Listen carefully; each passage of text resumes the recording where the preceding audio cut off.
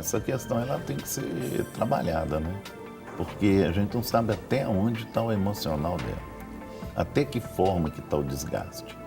Porque aqui ele chorou porque já estava bem desgastado já com aquele situação, né? Então tem que ver até onde está e como que está essa situação dela. E o suporte dela, até onde está, será que ela já está no limite ou ela ainda está caminhando para esse limite? Então tem que haver um trabalho de conscientização, e muitas vezes a gente trabalha com casais, né? Eu estou trabalhando com um casal lá que a gente já está conseguindo assim, ter um sucesso na vida deles, mas eles chegaram no limite,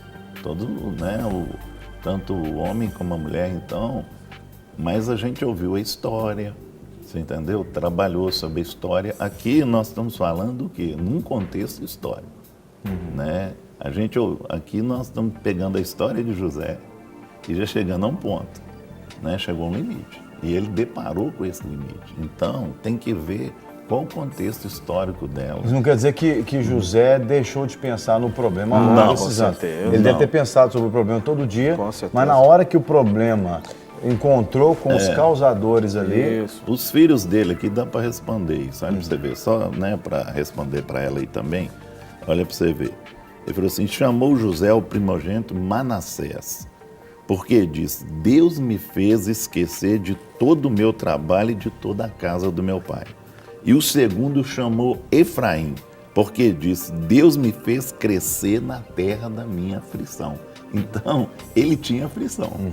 Você entendeu? Tava lá o tempo todo, né? O problema estava lá o tempo todo. O nome dos filhos era um paradoxo. Paradoxo. Um faz esquecer, aí o segundo me faz prosperar onde eu estou aflito. Isso, exatamente. Entendeu? Mas Então é sinal a aflição estava ali. Ela era real, né? Tinha hora, por exemplo, quando ele parava para pensar, aí ele estava sozinho, aí vinha as lembranças dentro dele.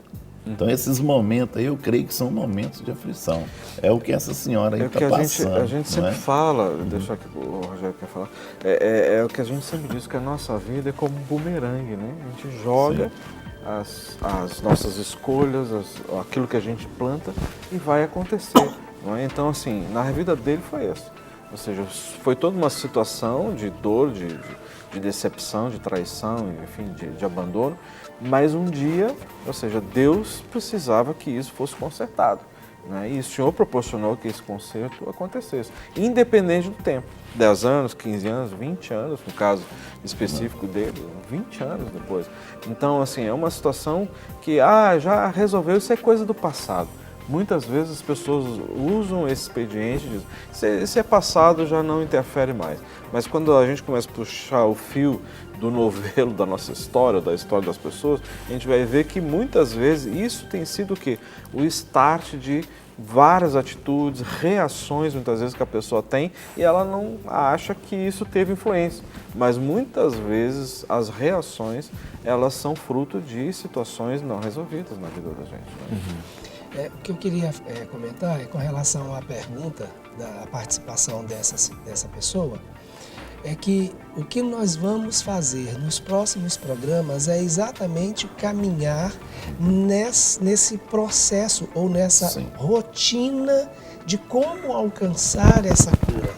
Então, nós não queremos ser imediatistas e dar uma resposta simplista para você que mandou a sua participação. Mas nós queremos te convidar a participar ao longo dos próximos programas, porque é exatamente essa a nossa proposta. Né? Quando nós identificamos, através da palavra, essas 7 situações onde José chora e cada uma delas relacionada com uma fase da sua cura, então nós entendemos que a cura ela é processual. Nós estamos agora começando o primeiro step. Então esse é o primeiro momento. Então você já se identificou como uma pessoa que está ferida. Você já identificou a pessoa que tem te ferido e as circunstâncias dessa ferida. Não sabemos por quanto tempo essa ferida já vem sendo ocasionada repetidas vezes na sua vida, quais as áreas que ela afetou a sua vida, mas a partir de agora, você vai ter a oportunidade de saber como lidar com essas situações e como receber a cura que o Senhor tem para você. E uma coisa interessante, Jean, com relação a esse entendimento da ferida que o Rogério estava comentando, é que ele olha agora aquele momento e vê tudo aquilo que ele viveu lá atrás, né? Todas as situações ruins que foram vividas por ele. Passa um filme na exatamente, mente dele, né? e que tem uma origem. E que tem um nome. A gente costuma dizer isso, a sua ferida tem um nome. Né? E o nome da ferida de José eram os irmãos dele. Porque foram os irmãos que o rejeitaram de uma certa maneira, que o lançaram na cisterna e que o venderam, que o privaram do convívio e do relacionamento familiar. Então, agora ele começa a olhar tudo que ele passou durante todos esses anos. E isso é extremamente importante no processo de cura, que a gente costuma chamar de atualização da dívida, antes do momento do perdão. Então, quando eu vou pegar aquela ferida e vou associar àquela ferida todas as perdas que eu tive em consequência delas. Entendeu? E esse é o momento que, realmente, esse filme de 20 anos... fica caro. Entendeu? Fica caro. E a gente vai ver isso quando nós vemos o nome dos filhos. Então, assim, me fez esquecer da terra dos meus pais, da minha família. Só que, na realidade, quando ele vê os irmãos e reconhece os irmãos, ele viu que aquilo que ele lutou quase 20 anos para esquecer, ele não tinha esquecido. Estava vivo dentro Estava dele. vivo. Ele até achou que tinha esquecido. Agora, com isso a gente pode dizer, então, que quanto mais rápido a pessoa procurar o contato com a causa da sua ferida, ela mais rapidamente vai ser curada, ela começa o processo de cura na vida dela, porque eu penso que José, durante esses quase 20 anos, ele foi correndo do problema. Né? Então ele saiu daqui da casa, vamos pensar que a casa dos pais estava aqui, ele foi vendido como escravo. Até certo ponto, ele, enquanto escravo, ele não podia ter muita autonomia, mas quando ele, por exemplo, lá na casa de Potifar, ele ganhou a confiança do chefe, o chefe viajava, deixava ele responsável, etc. Ele tinha uma certa liberdade para falar com o chefe assim, olha, senhor Potifar, será que o senhor me dava aí uma semana de folga, um mês de folga, para eu resolver uma pendência familiar? Ele poderia ter feito isso. A Bíblia não narra que ele fez isso, mas a gente vê ele sempre se distanciando do problema. Né? Então, na verdade, se distanciar do problema não é a solução. É porque ele estava ferido também. Sim. Uma coisa que Deus fez aí também, que a gente pode ver nesse processo aí, trabalhou com o caráter dele também. Claro. Sim. De José, entendeu? Para ele poder chegar a isso aí, ele foi trabalhado também. O poço, a prisão, tudo foi um trabalho que teve com ele para que ele pudesse chegar a esse ponto de perdoar. Porque até então ele estava segurando essa ferida dentro dele. Então Deus foi trabalhando isso devagar. Muitas vezes o sonho, ele nos leva a um processo. Muitas vezes nós sonhamos com uma coisa e esquecemos que Deus, para ele acionar esse plano na nossa vida, nós temos que caminhar em cima de um processo. E esse processo tem hora que ele pode custar para a gente. Você entendeu? Ele pode custar. Nós não estamos dizendo aqui que Deus planejou assim, vamos fazer os irmãos te venderem, você vai ser maltratado. Porque Deus... O caminho que foi escolhido, infelizmente, foi esse pela vontade humana. Agora eu entendo que foi necessário na vida de José o tempo de prisão. Né? Por quê? Porque a gente não sabe, ou seja, com certeza essa ferida fez ele o quê? Se tornar uma pessoa, muitas vezes, orgulhosa, a ponto, como você falou. Tinha oportunidade de voltar lá, de ir, mas ele não foi.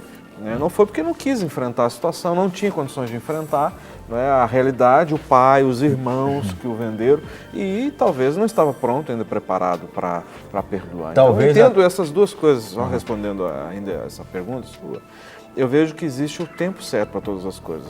Às vezes, a pessoa está em condições e apta para perdoar imediatamente, Não é? E existiu o que? A restituição, existiu o que? A reconciliação.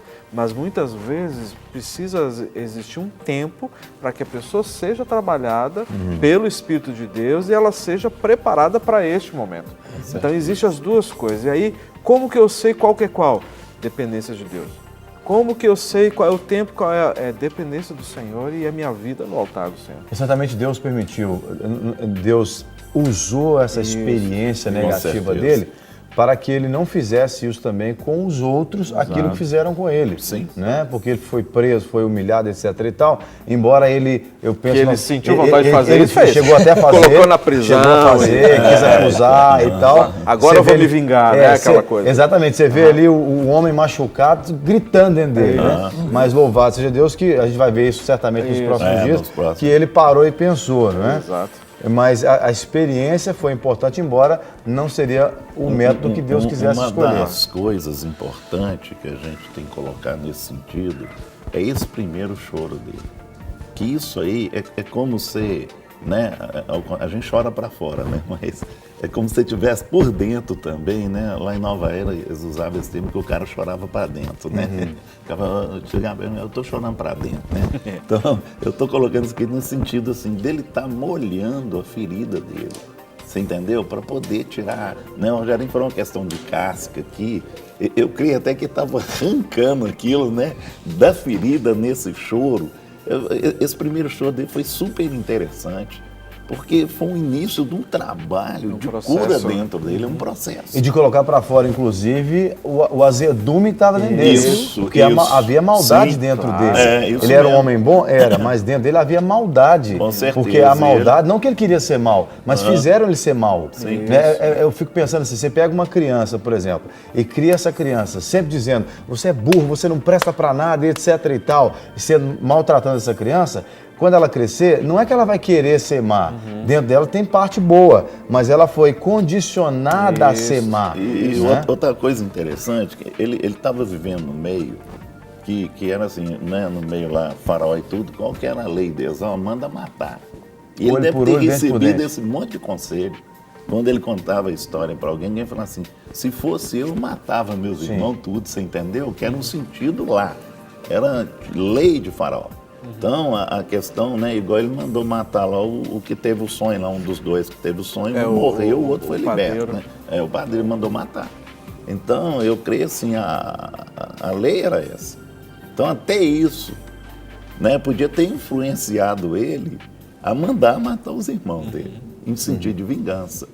Mas esse choro trouxe uma diferença para a vida dele, que foi o primeiro choro. Bom, né, Rogerinho? Trouxe molhou. A gente tem uma participação, né? O tema é muito importante e está suscitando, inclusive, né, perguntas dos nossos telespectadores. Eu tenho uma aqui em mãos, mas nós temos uma participação ao vivo que vem de São Paulo. A nossa telespectadora não quer se identificar, a gente vai respeitar isso, né? Mas a gente quer entender a pergunta, a dúvida dela. Por favor, bom dia, seja bem-vinda. Bom dia. Fique à vontade. Eu falo do litoral sul de São Paulo, a paz do Senhor. A paz do Senhor. Eu vou pedir à produção que aumente um pouquinho o retorno dela aqui no estúdio, por favor. Fique à vontade, querida. Então, pastor, eu estou ouvindo vocês, e aí o senhor ainda falou sobre esse trajeto todo de José para que ele fosse honrado por Deus.